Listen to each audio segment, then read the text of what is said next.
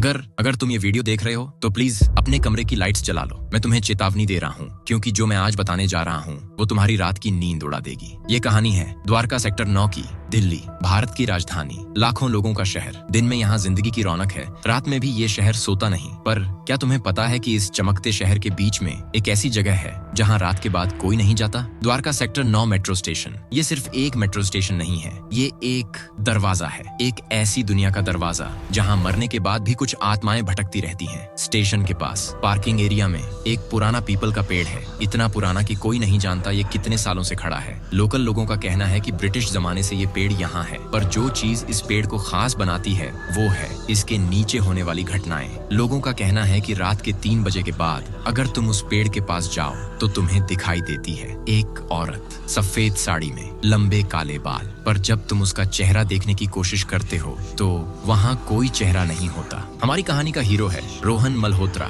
24 साल का एक सॉफ्टवेयर इंजीनियर, नोएडा में नौकरी करता है। रोहन को भूत प्रेत में विश्वास नहीं था, उसके लिए ये सब सिर्फ कहानियां थीं जो लोग अपना टाइम पास करने के लिए सुनाते थे। पर रोहन को एक और चीज पसंद थी, थ्रिल, एडवेंचर। वो अक्सर अपने दोस्तों के साथ नाइट ड्राइव्स पर जाता था, हॉन्टेड जगहें एक्सप्लोर करता था, बस एक यूट्यूबर की तरह कंटेंट के लिए। अक्टूबर 2024 एक शाम रोहन अपने कॉलेज फ्रेंड अर्जुन से मिल रहा था। दोनों द्वारका सेक्टर 9 मेट्रो स्टेशन पर मिले। कॉफी पीते हुए अर्जुन ने एक कहानी सुनाई। भाई, तूने इस स्टेशन के पास वाले पेड़ के बारे में सुना है? मेरे एक दोस्त की गर्लफ्रेंड, उसके भाई पिछले महीने यहाँ से गुजरा था रात को। उसने देखा एक औरत सड़क पर खड़ी थी, सफेद साड़ी में। उसने कार स्लो की हेल्प मांगने के लिए, पर जब वो पास गया तो वो औरत गायब। रोहन हंस दिया। उसने बोला, यार ये सब बकवास है, ऐसी घोस्ट स्टोरीज हर शहर में होती हैं, कोई सच नहीं होता। पर अर्जुन ने एक चैलेंज दे दिया, अगर इतना विश्वास है तो आज रात 3 बजे अकेले जाओ उस पेड़ के पास। अगर कुछ नहीं हुआ तो मैं तुझे 5000 रुपए दूंगा। रोहन ने चैलेंज एक्सेप्ट कर लिया। उसे क्या पता था कि ये रात उसकी जिंदगी की आखिरी नॉर्मल रात होगी। रोहन ने घर जाकर तैयारी शुरू की।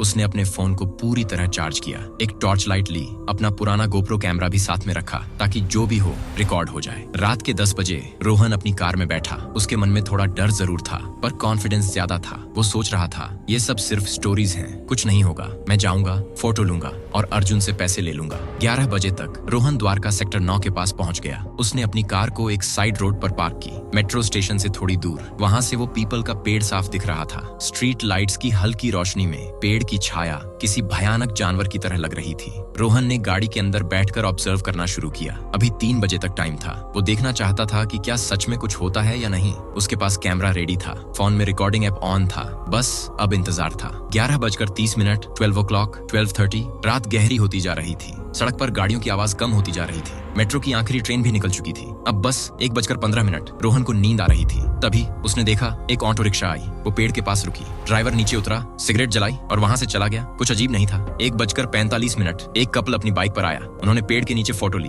हंसी मजाक किया और चले गए। रोहन सोच रहा था, देखा कुछ नहीं है, बस एक पेड़ है। पर 2:30 कुछ बदला। हवा बिल्कुल रुक गई। पेड़ के पत्ते जो पहले हिल रहे थे अब बिल्कुल शांत थे। एक अजीब सी खामोशी छा गई। ऐसा लग रहा था जैसे पूरी दुनिया सो गई हो। और फिर 2:55 रोहन की नजर पड़ी पेड़ के पीछे। पहले रोहन को लगा कि शायद उसकी आंखों का धोखा है, पर जब उसने ध्यान से देखा तो वहाँ पेड़ के पीछे कुछ सफेद दिख रहा था। रोहन का दिल जोर जोर से धड़कने लगा। उसने अपना फोन उठाया, कैमरा ऑन किया, झूम करके देखने लगा और फिर उसने देखा वो कोई इंसान था, एक औरत सफेद साड़ी में। वो पेड़ से टकराई हुई खड़ी थी। रोहन ने हिम्मत करके सोचा, शायद कोई लेट नाइट ट्रैवलर है, शायद कोई होमलेस पर्सन या फिर कोई कपल। उसने कार का दरवाजा खोलने की सोची पर उसने नहीं खोला। वो औरत बिल्कुल स्टिल खड़ी थी, हिल नहीं रही थी, बस वहाँ खड़ी थी। उसके बाल, लंबे काले बाल, हवा के बिना भी हल्के हल्के हिल रहे थे। 3 बजे रोहन के फोन की स्क्रीन पर टाइम दिखा, एकदम 3 बजे सुबह। और उसी पल वो औरत घूम गई, धीरे धीरे, बहुत धीरे धीरे, पेड़ के चारों तरफ घूमते हुए। अब वो रोहन की तरफ देख रही थी, पर उसका चेहरा रोहन को दिखाई नहीं दे रहा था। वहाँ सिर्फ अंधेरा था। जहाँ चेहरा होना चाहिए था वहाँ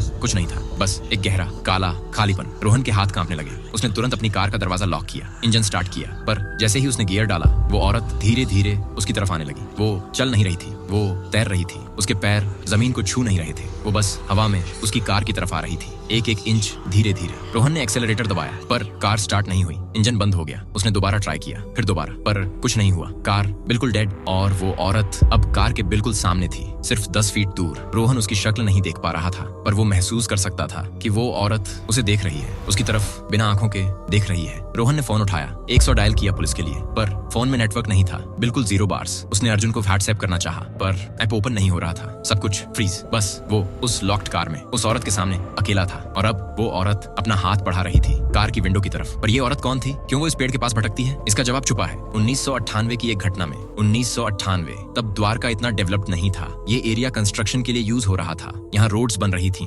मेट्रो का काम शुरू हो रहा था। इस एरिया में एक फैमिली रहती थी, एक छोटे से टेम्पररी हाउस में, कंस्ट्रक्शन वर्कर्स। उस फैमिली में एक लड़की थी, नाम था मीरा, 22 साल की, सीधी सादी। वो पास के एक स्कूल में टीचर की ट्रेनिंग कर रही थी। हर रोज 15 अक्टूबर 1998 करवा चौथ का दिन था। मीरा अपने मायके से ससुराल जा रही थी। उसकी शादी कुछ महीने पहले ही हुई थी। वो सफेद साड़ी पहनी थी, मांग में सिंदूर था, हाथ में मेहंदी थी। रात के 9 बजे जब वो उस पेड़ के पास से गुजर रही थी, एक ट्रक आया। ड्राइवर शराब में था, उसने देखा नहीं और सीधे मीरा को टक्कर मार दी। मीरा वही उस पेड़ के नीचे गिर गई। उसका सिर पेड़ की जड़ों से टकराया। कोई नहीं था पास में। वो अकेली थी उस अंधेरी रात में, खून से लथपथ। उसकी सफेद साड़ी लाल हो गई थी। 30 मिनट बाद जब किसी का ध्यान गया तब तक बहुत देर हो चुकी थी। मीरा की मौत वहाँ उस पेड़ के नीचे अकेले दर्द में हो गई। उसकी लाश को अस्पताल ले जाया गया। उसका अंतिम संस्कार हुआ पर लोग कहते हैं कि उसकी आत्मा कभी उस पेड़ को नहीं छोड़ पाई, क्योंकि वहाँ उस रात उसने इतना दर्द सहा था, इतना अकेला महसूस किया था कि वो आत्मा भटकने लगी। पहली बार उसकी आत्मा दिखाई दी 1 महीने बाद रात के 3 बजे।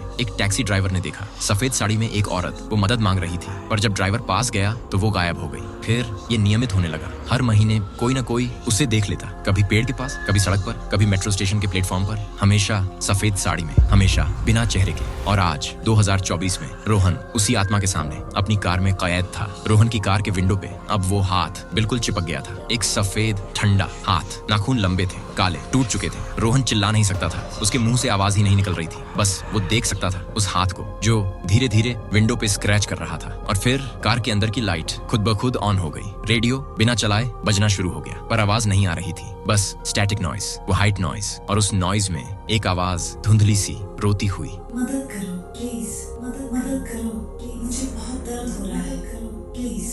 रोहन ने अपनी आंखें बंद की। उसने अपने आप को कहा, ये सपना है, बस एक सपना है। मैं जब आंखें खोलूंगा तो सब ठीक होगा। पर जब उसने आंखें खोली तो वो औरत अब कार के अंदर थी। डोर्स लॉक थे, विंडो बंद थे, पर वो अंदर थी, बैक सीट पे। सफेद साड़ी, लंबे बाल और अभी कोई चेहरा नहीं। वो औरत बस बैठी थी, हिल नहीं रही थी, पर रोहन फील कर सकता था उसकी प्रेजेंस, एक ठंडी भयानक प्रेजेंस, जैसे कार का टेम्परेचर एकदम से फ्रीजिंग हो गया हो। और फिर एक आवाज आई सीधे रोहन के कान में, बिल्कुल पास से। एक औरत की आवाज, दर्द भरी, टूटी हुई। तुम आए हो यहाँ, तुम्हें भी मरने की इच्छा है? रोहन ने हिम्मत करके बोला कांपते हुए, मैं बस देखने आया था। मैं जाना चाहता हूँ, प्लीज मुझे जाने दो। रोहन की आंखों से आंसू आ गए। उसने हाथ जोड़ के कहा, प्लीज, मैं तुम्हारी कोई गलती नहीं था। जो हुआ वो ट्रेजिक था, पर मैं इनोसेंट हूँ। मैं तुम्हें हर्ट नहीं करना चाहता। प्लीज मुझे जाने दो। जाना? जब मैं जाना चाहती थी तब कोई नहीं आया। मैं चिल्लाती रही, मदद मांगती रही, पर कोई नहीं आया। मैं अकेली दर्द में मर गई। तो अब तुम भी यहाँ मेरे साथ रहोगे। रोहन ने 1 सेकंड भी वेस्ट नहीं किया। उसने गियर डाला और पूरी स्पीड से वहां से भागा। वो रुका नहीं, सीधे अपने घर 40 मिनट दूर भागता रहा। जब वो घर पहुंचा तब सुबह के 4:30 बज रहे थे। उसके कपड़े पसीने से भीगे हुए थे, हाथ कांप रहे थे। वो सीधे बाथरूम में गया, पानी से मुंह धोया और जब उसने मिरर में देखा, उसके गले पे एक निशान था, जैसे किसी ने अपनी उंगलियों से दबाया हो। लाल निशान, क्लियर, 5 उंगलियों के। रोहन ने जल्दी से अपने फोन की रिकॉर्डिंग चेक की, शायद प्रूफ मिल जाए। पर जब उसने वीडियो चलाई तो वो कंप्लीटली ब्लैंक थी, सिर्फ काला स्क्रीन और आवाज में सिर्फ स्टैटिक। गोप्रो कैमरा वो कार में ही भूल गया था। उसने वापस जाने की हिम्मत नहीं की। उस दिन रोहन ने अर्जुन को कॉल किया, सब कुछ बता दिया, पर अर्जुन ने विश्वास नहीं किया। उसने सोचा कि रोहन मजाक कर रहा है। अगली कुछ रातों में रोहन को नींद नहीं आई। हर बार जब वो आंखें बंद करता तो उसे वही सफेद साड़ी, वही बिना चेहरे का फेस और जो गले पे निशान था वो गायब नहीं हुआ। हफ्ते भर बाद भी वो वहां था। हल्का जरूर हो गया था, पर था जैसे एक रिमाइंडर कि जो उसने देखा वो सच था। 2 हफ्ते बाद अर्जुन ने जबरदस्ती रोहन को वापस ले गया। दिन में 2 बजे। रोहन नहीं जाना चाहता था, पर अर्जुन ने कहा, भाई दिन में कुछ नहीं होता, चल तेरा कैमरा भी तो लेना है। जब वो पहुंचे, दिन में सब नॉर्मल लग रहा था। ट्रैफिक थी, लोगों की भीड़ थी, पेड़ बस एक नॉर्मल सा पेड़ था। रोहन की कार वहाँ पार्क थी। उसने जाकर देखा, कैमरा डैशबोर्ड पे पड़ा था। उसने कैमरा उठाया, घर जाकर चेक करना था, पर पेड़ के पास कुछ दिखा। पेड़ की जड़ों में एक छोटी सी जगह पे फूल रखे थे, कुछ दिए जलाए थे और एक फोटो फ्रेम। रोहन पास गया। फोटो में एक लड़की थी, सुंदर, मासूम, सफेद साड़ी में। नीचे लिखा था, मीरा शर्मा, 1976 से 1998, हमेशा याद रहेगी। तब रोहन को एहसास हुआ, ये कोई रैंडम भूत नहीं था, ये एक असली इंसान थी, जिसका नाम था, जिसका सपना था, जिसका दर्द था और जो अब भटकती है क्योंकि उसकी मौत इतनी तकलीफ से हुई थी। रोहन ने उस दिन पेड़ के पास एक दिया जलाया। उसने मीरा को प्रणाम किया, अपने दिल में माफी मांगी। उसी दिन से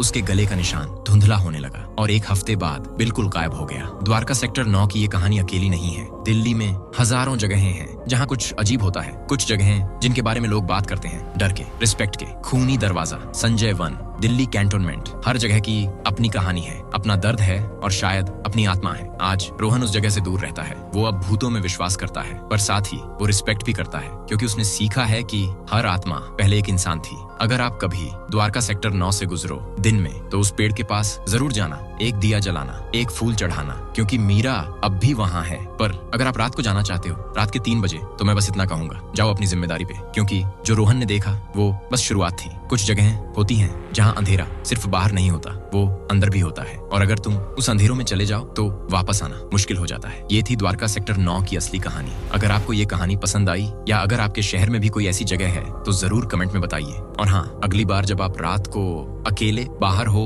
तो अपने आसपास जरूर देखते रहना, क्योंकि क्या पता कौन तुम्हें देख रहा। स्टोरी खत्म हुई, पर दर्द